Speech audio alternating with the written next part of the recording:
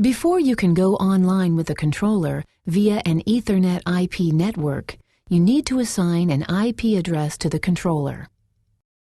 You can assign the controller's IP address using a variety of tools.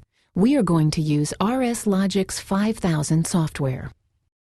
You need to be online with the controller to assign the controller's IP address using RSLogix 5000 software.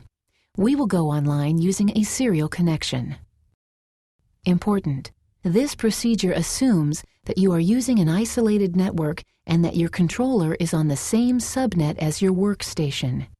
If you are not using an isolated network, contact your network administrator to determine valid controller IP and subnet addresses for your location. To assign an IP address to a controller, create a new project by performing the following actions. From the File menu, choose New. From the Type drop-down list, choose the type of controller you are using. Choose the revision of the software. Type a name for the project.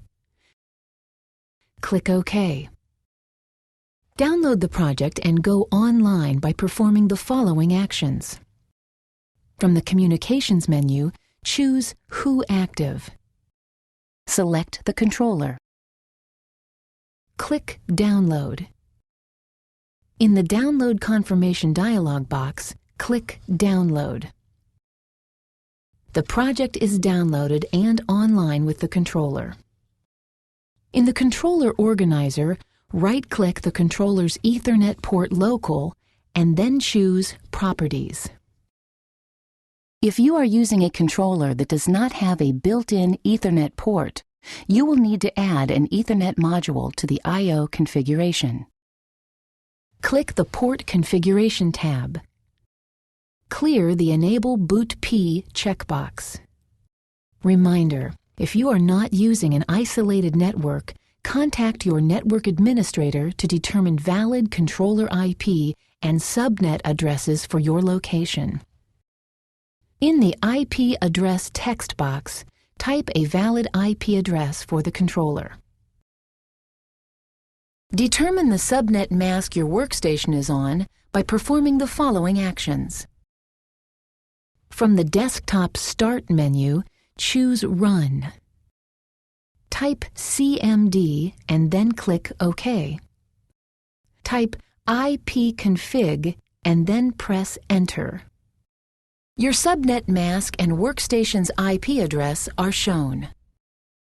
Record your subnet mask. Close the command window by clicking the Close button in the upper right corner of the window or typing Exit and then pressing Enter. In the Subnet Mask text box, type your subnet mask.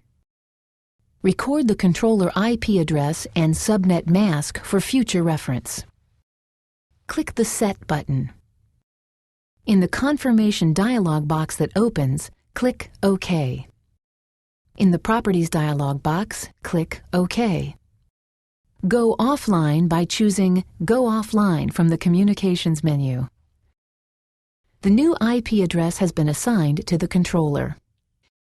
Now you are ready to configure an Ethernet IP driver on your workstation so you can communicate over an Ethernet IP network to the controller.